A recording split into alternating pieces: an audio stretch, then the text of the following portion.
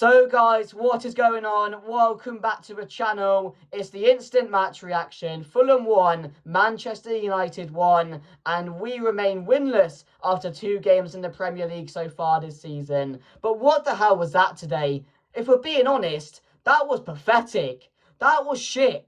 And I know it's really early, but that was flashbacks to last season and how some of these smaller teams would dominate us the whole game.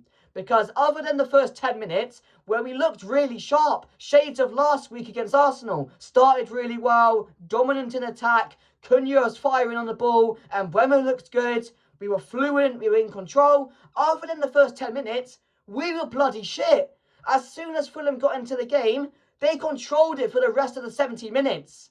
We didn't stand a chance in that game. Other than that, we didn't create hardly any chances other than the goal, and that was a lucky goal if we're being honest. But we never looked like scoring in the second half. I don't understand it. It's pathetic. I don't understand how you can have so many positives out of last week's game and look so good, so much better, so much sharper, like a different team, and all of a sudden a week later we look useless again. Flashbacks to last season, these inconsistencies against these smaller teams. What is it? What is it with Manchester United and being dominated by these smaller teams? I don't understand it. Where was the energy today? Where was the energy from the team? Cunha and Bremer last week were firing. The link-up play was there. The energy was there. We were dominant going forward. Nobody could stop us. And then today, we're being walked through. Absolutely walked through. And Cunha and Bremer, other than the first 10 minutes, were invisible. They didn't get into the game. I mean, Bruno Fernandes, yet again, was shit. What have we said? He's not good in that deeper role. Stop playing him there. He's a number 10, and that's it. And that's it. He was getting ran through today. It was so easy for Fulham in the midfield. And when we went to Bruno and Mount as the pivot, and Mainu was staring on the bench, I was thinking to myself, Amarin, what are you doing? Mainu's there on the bench, but you choose to play Mount and Bruno in the same midfield. It doesn't make any sense to me. It's baffling how Mainu doesn't get a look in when we need alternatives. You'd rather play Mount and not take him off in the midfield than play one of your most creative players, generous players, in Kobbie Mainu.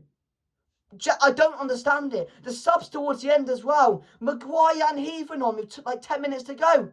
Why not just chuck Mainu? Why are you making defensive substitutions? I don't get it. The subs baffled me. The in-game tactics were baffling. Like having Bruno and Mount in the midfield again. You were asking for danger. For Fulham, to be fair, Fulham were creating a chance after chance after chance after chance in the second half. They should have scored again. I mean, Lenny Yoro was fantastic today. Easily my man in the match. What a centre-back. So many good tackles. So many key interceptions. De Ligt again was brilliant. Defensively, I don't have much to complain about other than their goal. The defending for Fulham's goal was shocking. Dallow's messing about with it like he did so many times last season. Gave away the ball. De Ligt's just staring into nowhere while Smith Rowe's running past him. It's a shit goal to concede. And we conceded so many of these shit goals last season as well. But these inconsistencies have to stop. It was so encouraging last week. And it looked totally different today. It was like I was watching 11 different players. It was like I wasn't watching Bremer and Cunha today. I was watching Garnacho and Rashford again. Oh, Højlund. That's how I felt watching it. And you also kill yourself when you don't start a striker as well. A proper striker. Why didn't Sesko start today? I get he might not be fully match fit, but if he's able to come off the bench, at least start him and then maybe take him off later on in the game. Why didn't you do that? What? I don't understand that either. But I want to back Amin, I really do, and I still will. Because I do think there's a game there. I do think there's a team there he can create. He was calling out for a midfielder today. If that's not a statement to the board to say, get me a midfielder, I don't know what is. I don't know what is. If you're leaving Mainu and Agate on the bench and playing Mount and Bruno in the midfield, Jesus Christ, that's a massive statement, isn't it? So get him a midfielder. He obviously doesn't like Agate. He obviously doesn't like Mainu. That's clear. He loves Mount, and that's fine. Mount played really well today in the first half. So many neat touches, so many good good bits of play in transition, nice flicks, a bit of creativity from him. It's refreshing to see. He was good last week. He was good again today. Hold up play as well was really good, allowing others to run in behind, to create space and create chances. That was fine by me. I'm fine with that. He played well today, so I'll credit him. But other than Mount and Lenny Yoro, who else played well today? And last week I was baffling on about how well these players played as a collective, as a team. Because I'd never seen these guys play as a team last season. So that was good to see. And all of a sudden, we revert back to last season. I said in the preview, take the game to Fulham. So why did we stop doing that after 10 minutes? Just because they're in control of the game doesn't mean you let them have the rest of the game being in control. I don't get it. The in-game tactics was shocking. The starting lineup Sesko should have started. The subs were shocking. It was pathetic today. If we're being honest, it was a shit show. A real shit show. After being so positive last week, going into this game thinking, I'm excited to see Manchester United play football again. I'm excited, and I haven't felt like that in ages. And then they go and throw it back in our face. The same problems of last season. Why are they not fixed?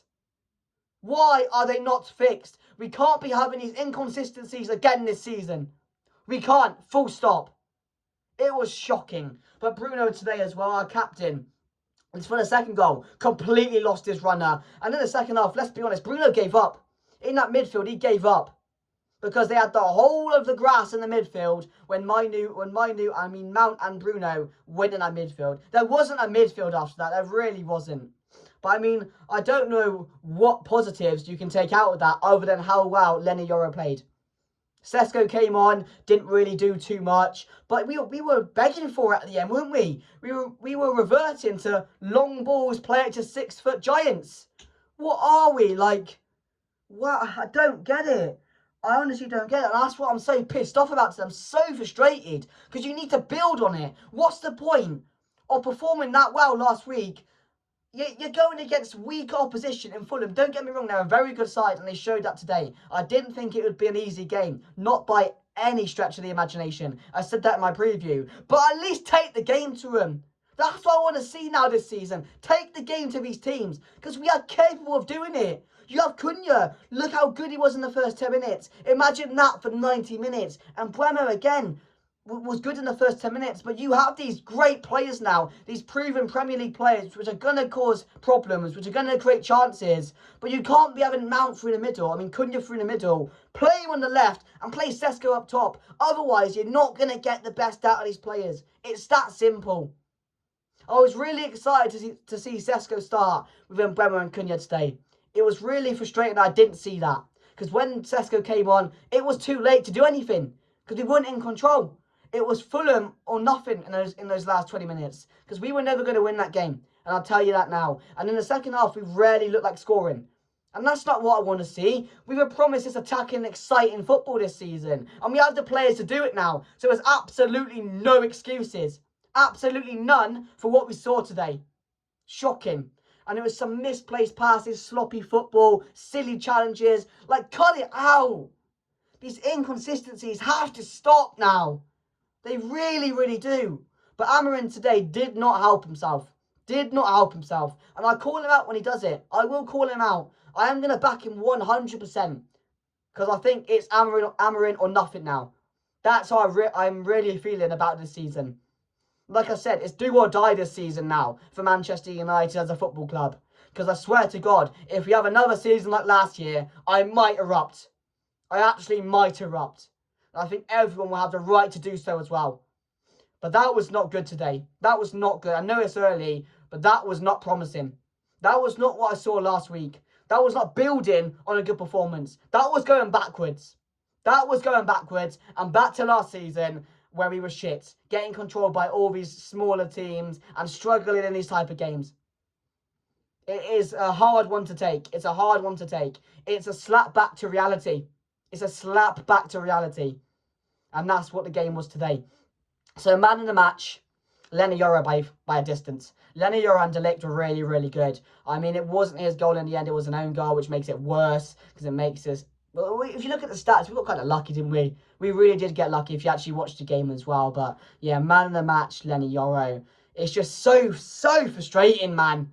When you want to see a team finally build, when you finally have some belief that something might be happening going forward, it's a slap back to reality. So yeah, make sure to smash a like, guys. Let me know your thoughts on today's game. Comment, subscribe. Thank you for watching.